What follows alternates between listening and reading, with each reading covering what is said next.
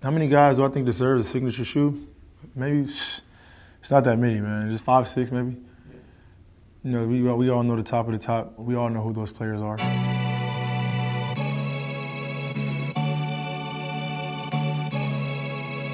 My name is Rashad Williams. I'm the Senior Director for Adidas Basketball Footwear, and this is the Heart Volume 4.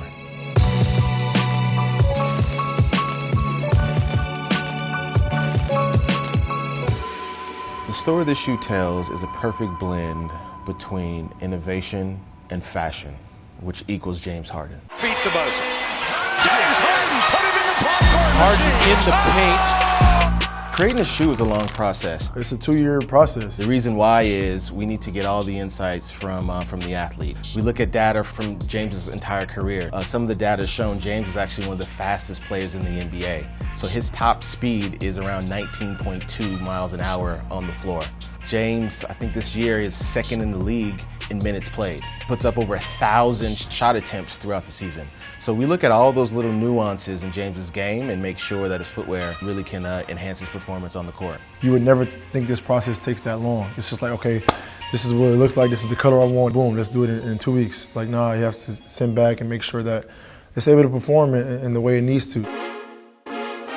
The new technologies on the shoe, we can start from the bottom up. It starts with Light Strike foam. James always says he wants to lead with innovation, and Light Strike foam is our newest innovation within the brand. The unique thing about Light Strike foam is it's roughly over 40% lighter than any traditional EVA, but it still gives you the right responsiveness and cushioning of some of the top EVAs in the industry. We've been working on the foam for over 5 years. Volume 4 is actually the lightest Harden to date due to Light Strike. In the past, James has been mainly on Boost. Now switching him over to Light Strike. The main insight around that was James is logging a lot of minutes. And so he has a lot of wear and tear, and so we want to give him the best advantage to be able to perform at a high level throughout the entire season. So making him lighter naturally does that. There's a new lacing system. So that's what you'll see here on the medial and lateral side.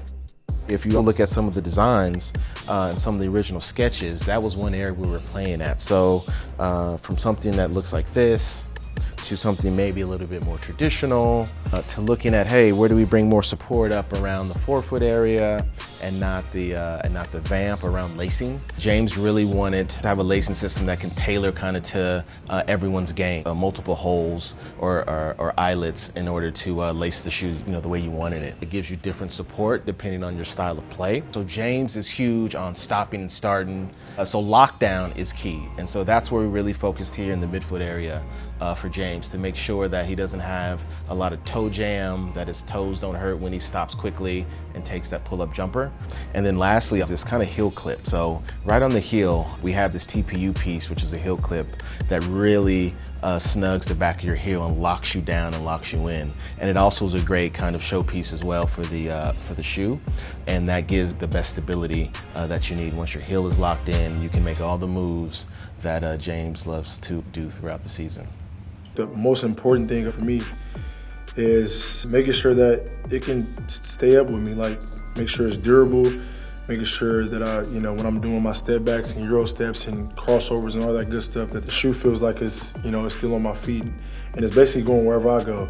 Other than probably last year, I've been playing in low tops basically my entire career.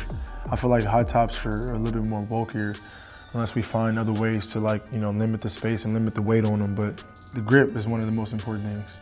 As I'm doing all my moves and all that good stuff on the court, you got to be able to have a shoe that has grips and able to hold up the power that I have when I'm making those moves. So the front of the shoe, we have this little cover on it because your foot tends to creep over the bottom of your foot. So this is kind of to hold that force up, so when I'm making my moves, my toes and my foot stay balanced. Traveling is controversial. You talking about on an airplane? No. Traveling is like taking 3 steps. Like with the basketball? Yeah. Huh. I'm saying, so, you've been like redefining what it means to travel and step back. That's not traveling. Like, honestly, all right, look. How many times over the course of, this is like 3 or 4 years, have I got called for traveling? It's not many, like maybe 2 or 3, maybe like over the course of a few years. So where did this traveling come from? I really want to know. Like, because it looks awkward, because it doesn't look normal? You know, traveling is when you take 3 steps with the basketball. Well, if you don't have the basketball in your hands, you can take as many steps as you want, as long as the ball is just bouncing. We're talking about the game of basketball and me, changing the game and creating my own path in my own way. This is a form of basketball that works at a high level, and it's a new generation and a new wave. Like, it should be taught that way. And when his time is up and when I'm all said and done, it's like, yo, he really changed the game. Like, in the basketball world, in the shoe world, like, everything. Like, he just didn't make a basketball shoe that, all right, you go out there, do a couple drills, and then play basketball. All right, what next color? Every shoe is like, all right, well, damn, that was creative. It's still like, oh, I remember that shoe. Or, damn, that move on the court, that was crazy. Like, I remember, and that just gonna last forever. The design always starts with the consumer, and then also just making sure that you're staying true to what's going on in basketball. James is really close to that, and so we start with him. We start with the consumer, and we really try to make something that kids like and that can be showcased on the NBA floor. I ain't gonna lie, there's a lot of dudes in the NBA that got swag or can dress. They don't got no game.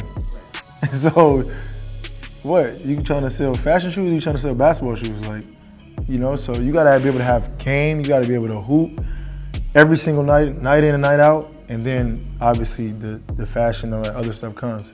Like, it can't be the other way around. There's a lot of guys that can dress nice and got all the swag, whatever, but they can't hoop. So these are the legit and actual writings that we had with James. The design process we go through with James. As we go through and we take that main performance and innovation insight, and then once the process starts and the design team starts to design, what works well with him is if you can give him some visuals. I think we did 60, 70 designs, and we literally laid them out on the table like we have now, and we had James go through and pick things. I made it a point from volume 1 to be involved in every process. James is involved heavily. A lot of guys, a lot of other brands, a lot of players they just thrown onto a shoe like, here you go. Take this shoe, this is your next shoe. But they give me an opportunity to, be involved, fully involved in it. What's your favorite thing about the shoe? Just the details, like, the 106th Street is where I was outside as a little kid playing basketball on the street. Then Hacienda, my dorm room when I was a freshman, when I was 17 years old going to college. We like to bring stories that are really tell James's life, give the consumer a sneak peek into it. So for example, like this colorway, we're calling it Pink Lemonade. It's one of James's favorite drinks, especially in the summertime. Candy paint, little nod to Houston and their affinity for candy paint on their cars. Cookies and Cream is inspired by his favorite ice cream. He continually wants to have great placement of his logo. So yeah, we're gonna put the logo on the back, so when he leaves you in the dust, that's what you see. You see James Harden when he's going to the rack. I think every athlete has their own confidence, what drives them, what motivates them, what gets them going. A handful of guys that have their own signature shoe feels like a different confidence. Like, I got my shoe on, like you have no chance to guard me. You don't have no chance to beat me, It's just a different confidence, a different swag you have on the court. It was this shoe. We were going through and looking at the designs, and James was like, yeah. And then we're all kind of sitting there in silence, and he just screams, like, hell yeah, we got this done. Before it turned out dope, you hear the kids, oh, I want to get this shoe, or this shoe drops on Friday. I was one of those kids. Every basketball player growing up, whether you're a little guy, just playing in your driveway, you always hope to make it to the NBA and have your own sneaker. And this is definitely an elite class once you get into the signature world. I used to sell candy in middle school. Me and one of my best friends, we used to just go to Smart and Final, rack up a whole bunch of candy and trying to just flip it, every single day. And that was our hustle, every single day. And that's how we, had money to get the kicks that we wanted. These last few years, I've been watching kids and seeing them hoop in my shoes and just walking around in my shoes. Like, that right there, just it's a different feeling.